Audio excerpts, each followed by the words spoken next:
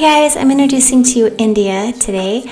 She is a husky from Alaska along with most of the other guys. I wanted to talk about her today because she has some health conditions with her back legs. She was struggling to walk about a year ago, so we took her in to have her looked at, and the vet thinks that she's around 11 to 13 years old and she either has hip dysplasia or arthritis.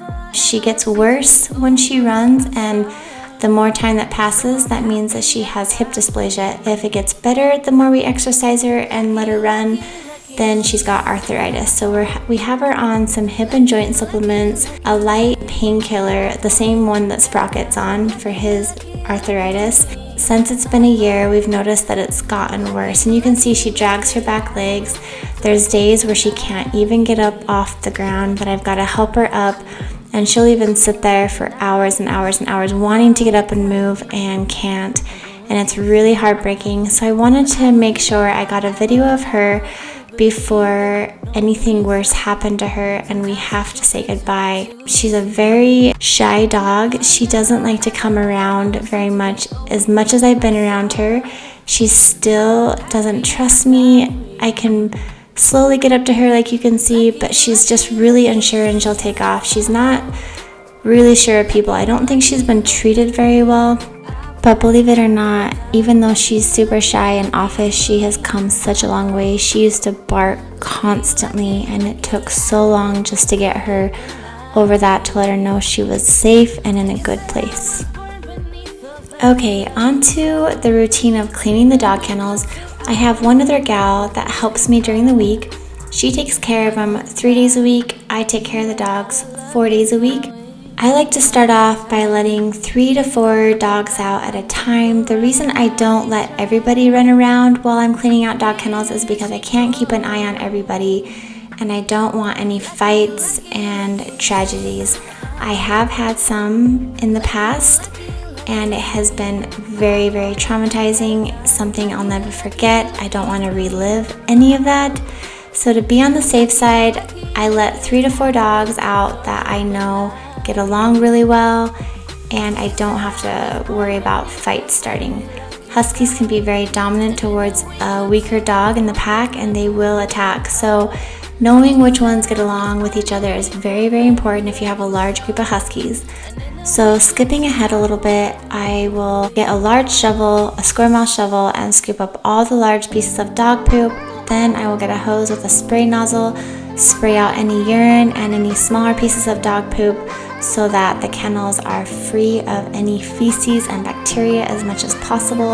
After that, I will spread a solution in each kennel. It's the Thieves Household Cleaner.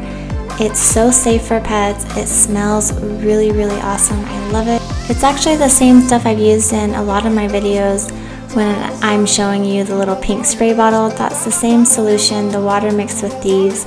It's so safe for kids, and it's just a really great thing to have for animals, especially when you have lots of dogs, because it helps with fly control. In the summer we get lots of flies.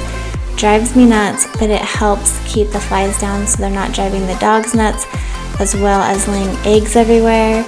It's just a great thing to have for pets.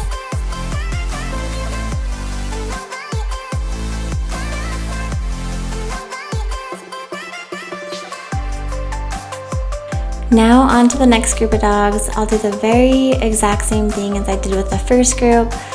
Let them out, let them play for about an hour while I clean out their kennels, spray them off, get all the poop out, use a Thieves solution on their floors and their kennels.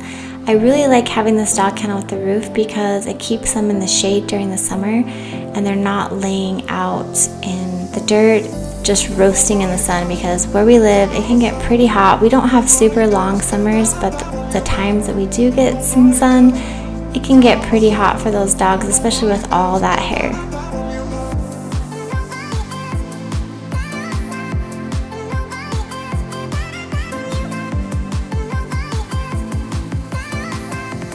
And then I like to take a break and give them all pets and loves, letting them know that we care about them, they're important, because something in the sled dog world that I've noticed with a lot of the mushers that are really into the long, hard dog races, they will favor a couple of their leader dogs, and the rest of them don't get a lot of attention. A lot of these dogs have come from a place where they were rarely pet or treated like a living being. You know, they were a tool to a lot of these mushers, and I don't agree with that. They're all important dogs. They're all special to us. We are trying to rehabilitate them, find them good homes, and it's a very long, hard process when a dog hasn't been treated like it should. It's starting over from ground zero and letting them know that I'm not going to hurt them, that they're not just a tool, that they are cared for, and they don't have to be aggressive and fight with the other dogs. They're not going to go without food. So I'm teaching them all these things, that they're not going to have the same life that they came from. Something I forgot to mention earlier on in the video is how we fill all their dog houses with sawdust. Whiskey's just loving that wind. Every week we fill up every doghouse with new sawdust shavings. The reason why we use sawdust shavings in the summer is because it helps with insects and bugs. In the wintertime, we use straw and hay. They love the straw and hay. I've tried blankets and dog beds like that, but that is not a good mix with these dogs. They will tear them up so fast. It's a complete waste of money. So by using wood shavings in the summer and hay and straw in the winter, it's worked out really well, and it's been a cheap way to keep them warm. I should mention why I'm wearing ear protection. If you've ever been around 30 huskies, they have the loudest bark in the world. This is to protect my ears, my hearing. I don't want it to be ruined with all these dogs. I wish I could show you guys the loudness. Maybe one of these videos I'll let you listen to how loud these dogs are, because it's crazy. It's deafening. It's the only word I can use is deafening. So that's why I wear those hearing protection, is just to protect my ears.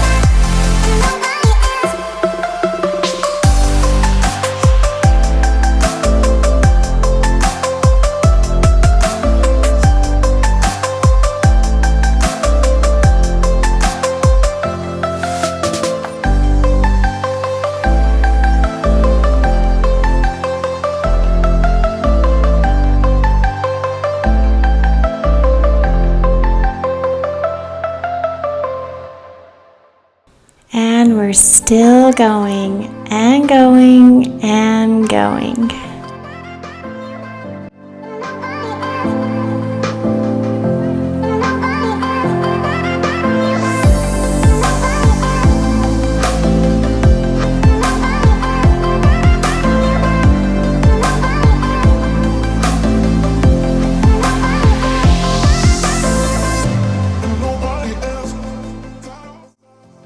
We are almost done. The dog's favorite part of the morning. Depending on the dog, they get a certain amount of food. It ranges anywhere from 1 cup in the morning up to 2.5, 3 cups. So which would mean a total of 2 to 6 cups per dog per day, depending on the weight, size, and age of that dog. So I have them all memorized and know exactly how much food each dog gets. I've been taking care of these dogs for 3 years now.